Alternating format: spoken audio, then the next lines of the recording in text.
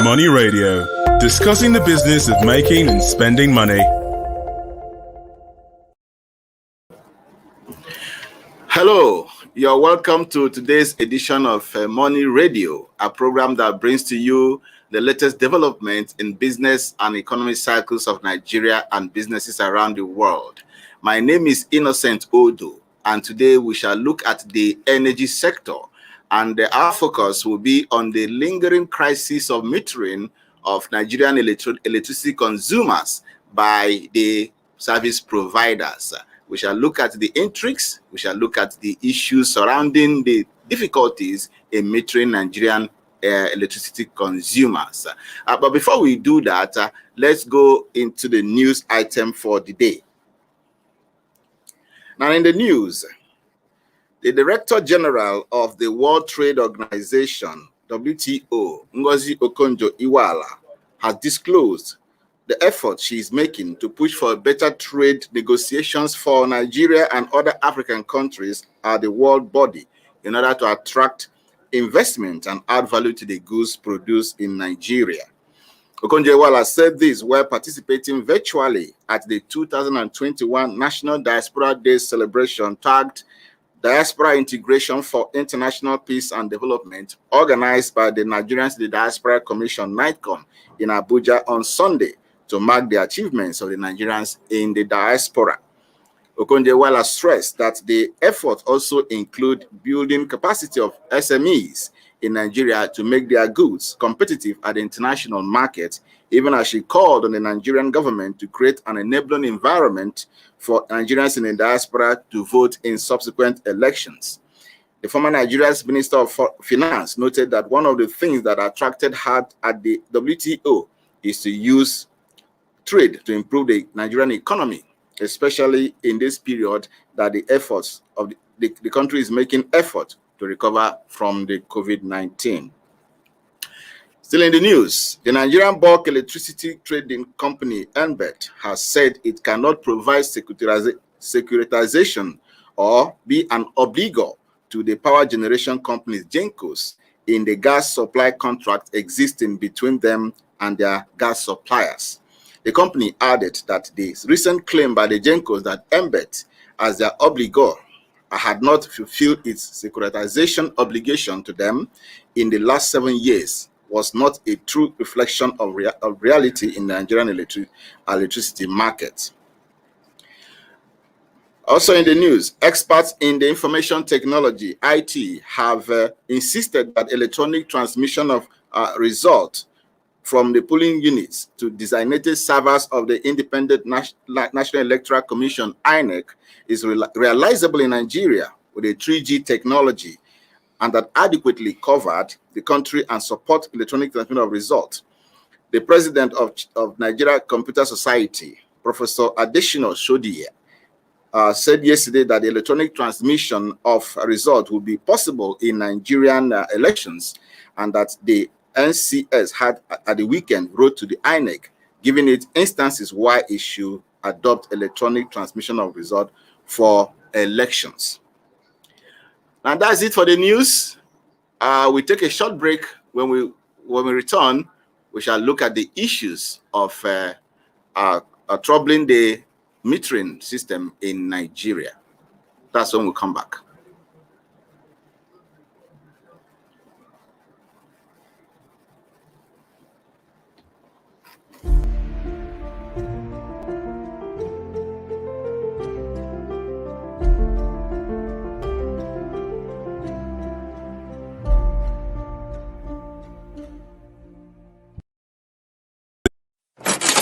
Money Radio, discussing the business of making and spending money.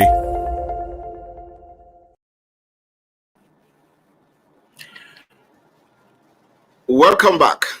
If you're just joining us, we are looking at the energy sector, and we have a specific focus on the unending crisis of metering in the sector, electricity sector. Why has that very important aspect of power distribution become a crisis, becoming a serious challenge to Nigerians? And I'm being joined today by a very good guest here and the analyst. I'm being joined by Kes Hammond. Kes, you're welcome to the program. Thank you. And also we have Anthony Uko. Anthony Uko. Nse, you're welcome to the program. Thank you. Now, let me begin with you, Nse. This issue has been lingering for a long time, and there seems to be no permanent solution to the crisis, even though Nigerians have been lamenting the situation. What exactly do you think has been the underlying factors of this current crisis? Yeah. The electricity industry was privatized in 2013, and then the power holding company was unbundled into discos, that's the distribution companies, and then the generating companies, while the federal government retained the transmission aspects of the value chain. So it was expected that for the distribution companies, part of their job would be to provide adequate metering for the teeming electricity consumers. And over time, we've expected that this issue would be tackled by them, because one would have thought that they, as investors, they had done their due diligence on the companies they were acquiring and the sector which they were coming into. And they were ready, they had the finances to be able to commit to metering consumers to bring to an end the unending crisis that we've had with the metering issue. At that time, the discos were to meter at least 1.75 million consumers annually, and that, if it were done consistently, would have seen to the number reducing drastically over the years. But we have not seen this. And what worries me is, did they not know what they were taking up when they came up on board? And why is it that the crisis, the issue persists several years after? It's really worrisome.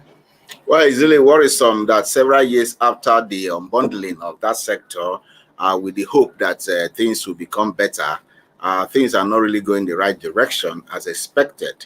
And instead, just put it in a succinct manner that there's some level of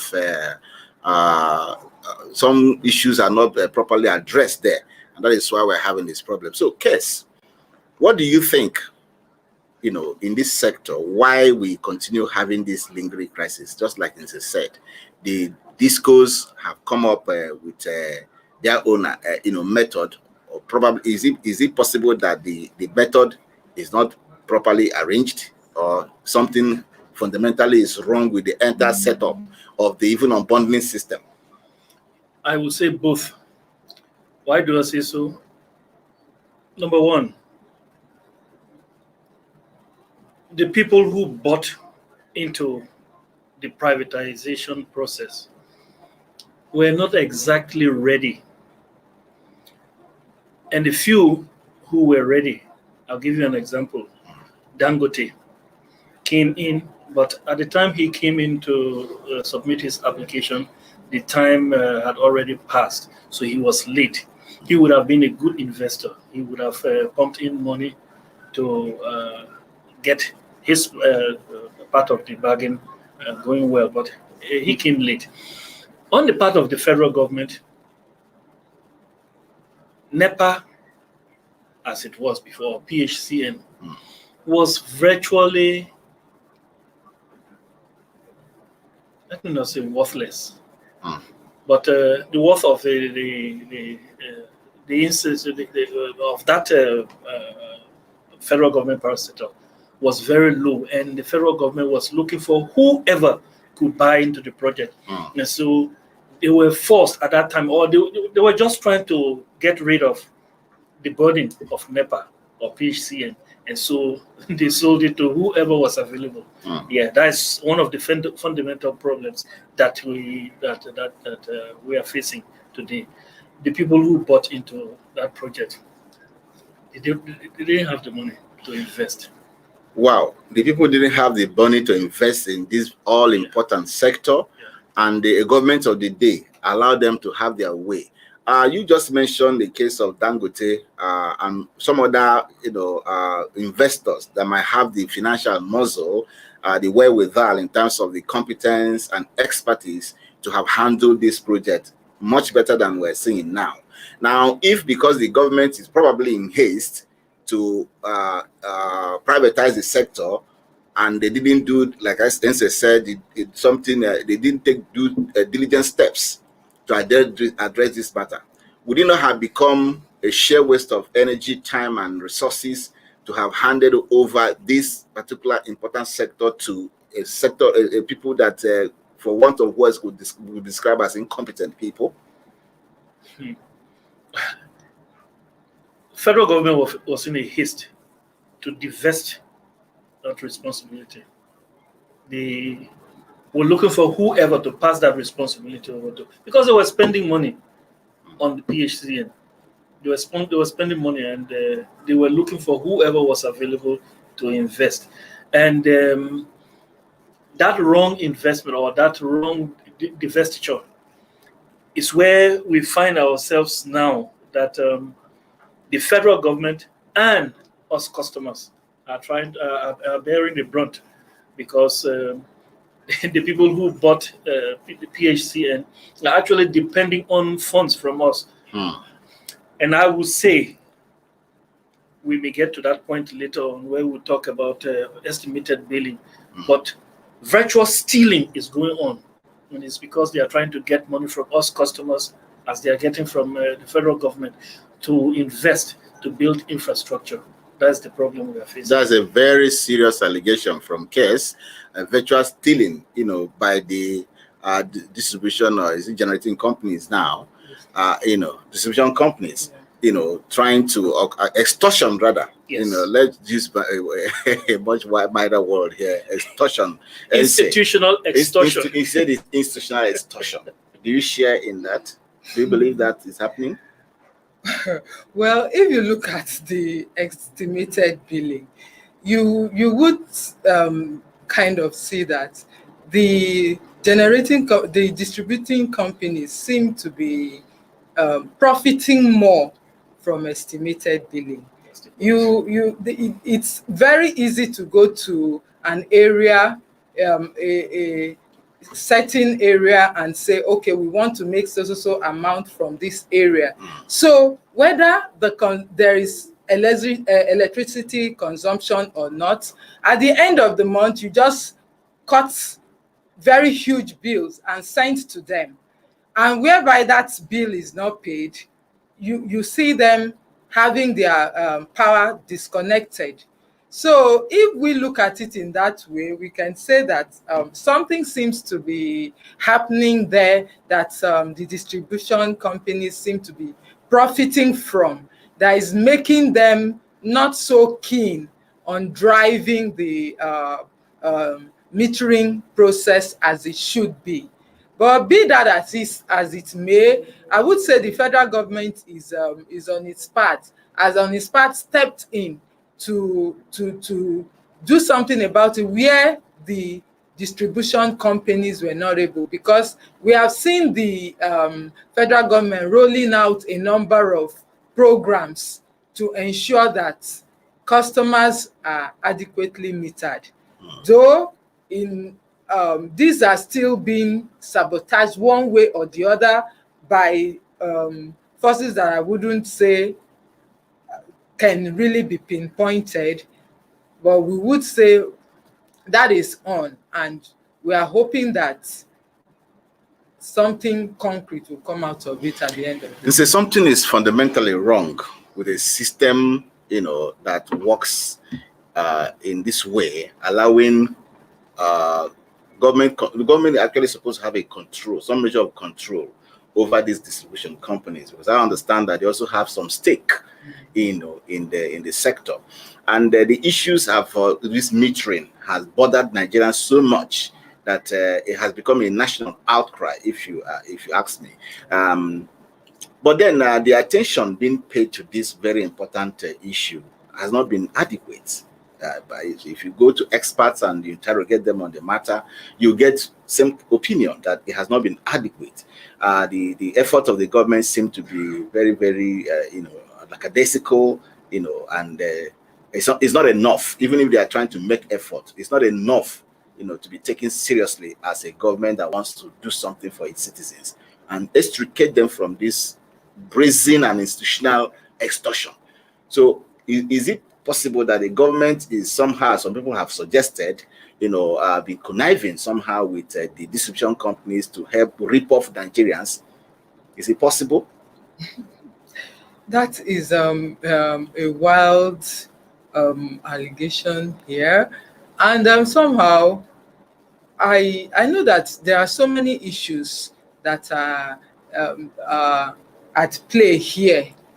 Because if you look at what government has done, you would think that, especially we have right now the national mass metering program running, and by that program, the government said it's going to meter 6 million Nigerians, 6 million electricity consumers by the end of 2023. And that program started in October last year, October 2020. And by the timelines, it was expected by now, the first phase, which is 1 million meters, would have been provided and installed. But as we speak, data indicates that barely 600 has been done. 600,000 meters have been installed. And with that, one begins to wonder, and this financing is provided, the financing is not coming from the distribution companies now. The project is being funded by the Central Bank of Nigeria to the tune of 120 billion, which we understand 60 billion has already been provided for. So there is money for the acquisition of the meters, and the meters, we understand, have been procured, though not all of it. So what is happening? Why is it that at the number that is being installed is still so low despite the investment? So I think that the federal government will have to step its foot down to look critically into the distribution companies to see what they are doing. Is there something that they are actually benefiting from not driving the metering process as it should be, and then stamp it down so that the continued ripping off of the Nigerian electricity consumers can be curtailed, if not completely stopped. Okay, we will take a short break. When we return, we'll continue the discussion.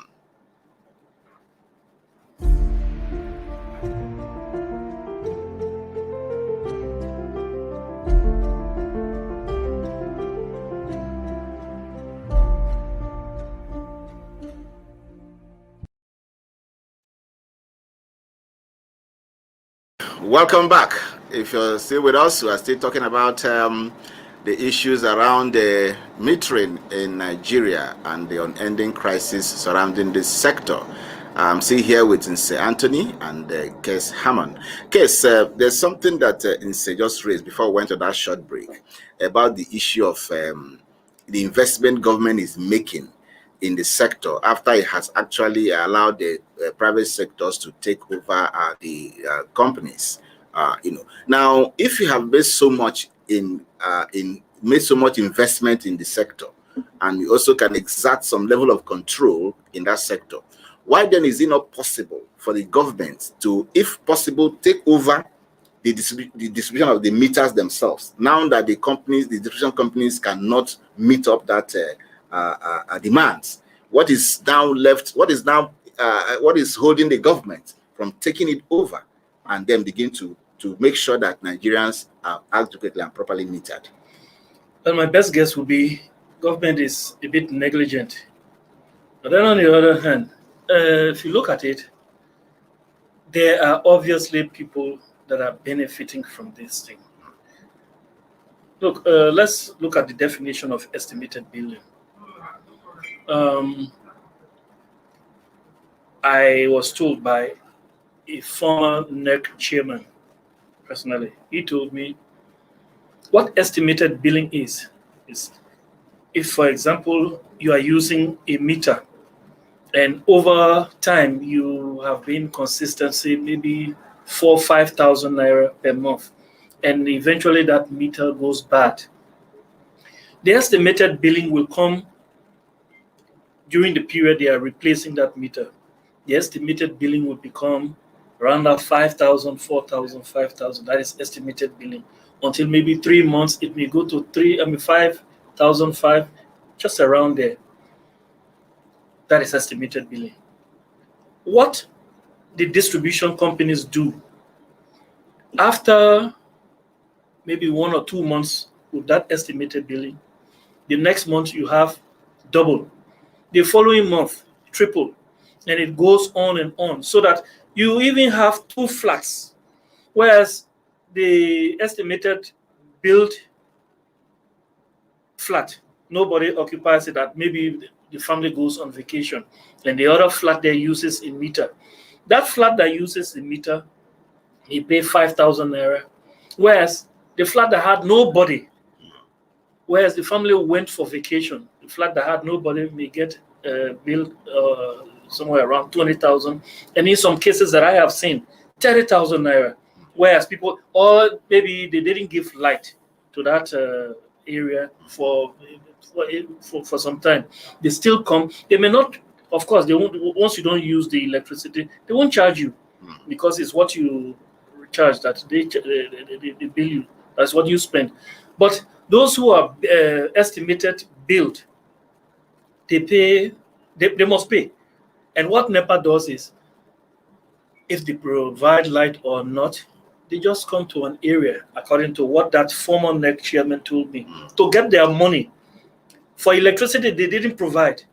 They just come, this Mabushi or this area, we have made so and so for this month. We need to meet up with what is left.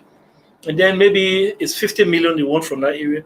They just calculate the thing and divide it, share it with the households, and they slam the bills on them.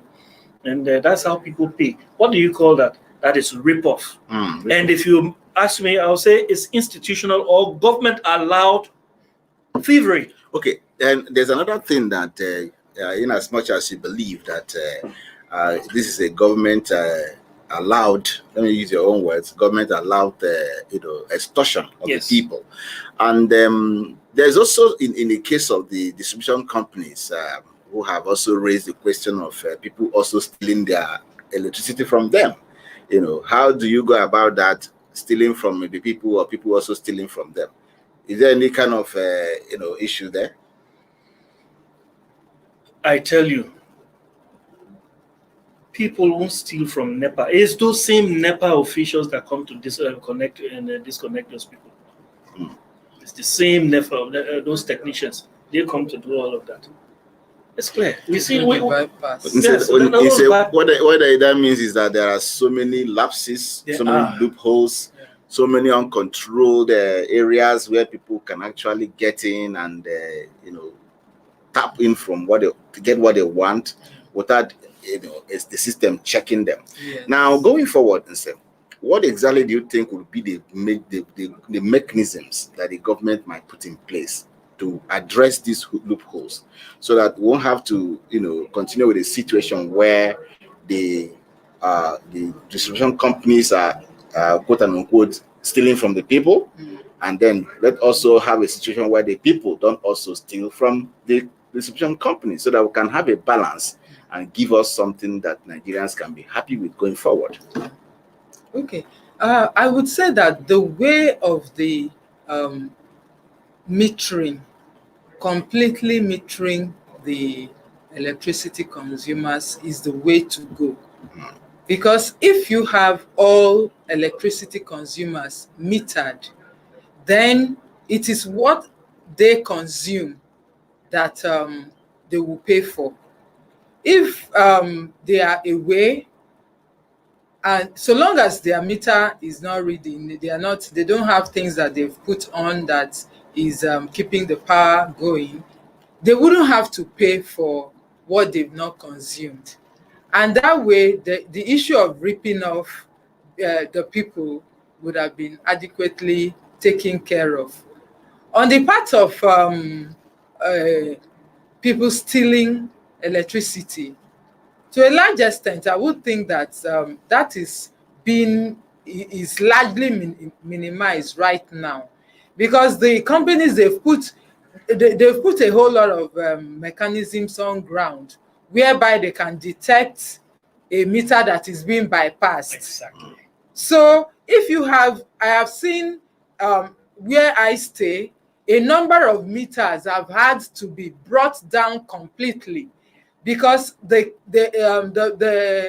distribution companies, they come on routine checks, and they come when the consumers are not expecting them, and they check the meters to see whether there's any form of bypass. And if they notice that maybe for a long period of time you've not the meter has not been recharged, and consumption has still been going on, before you know it, they bring down everything, and the people are billed very high. I've seen a situation where the consumer was billed 150,000 naira before their meter can be reconnected. So in that case, it means that they have a system in place to be able to check people from stealing. So government should ensure that they do the same to check that the people are not being ripped off. Oh, yes. Pursuing the metering process drastically. Yes. Oh, yes. Kes, your final thought on this, because we have we're out of time. I think the whole thing has to do with accountability. Somehow, I have this feeling these very distribution companies are afraid of accountability, because metering will actually bring out accountability, and they are trying to avoid that accountability. That may be my best guess. That may be why they are foot dragging on this issue of metering, even with government's investment and extortion of. Right. Kes is pushing for more accountability in the sector, and to ensure that Nigerians are not ripped off by these distribution companies. It's on that note that we draw the curtains of today's edition of Money Radio, and have been joined by Kes Hammond, who has been giving us his insightful thoughts on the matter, and also Anthony Oko, who has also given us a very brilliant submission on the issues. And we say thank you so much for joining us, and we promise to bring you a very bumper edition of the program. Do stay blessed. Bye-bye.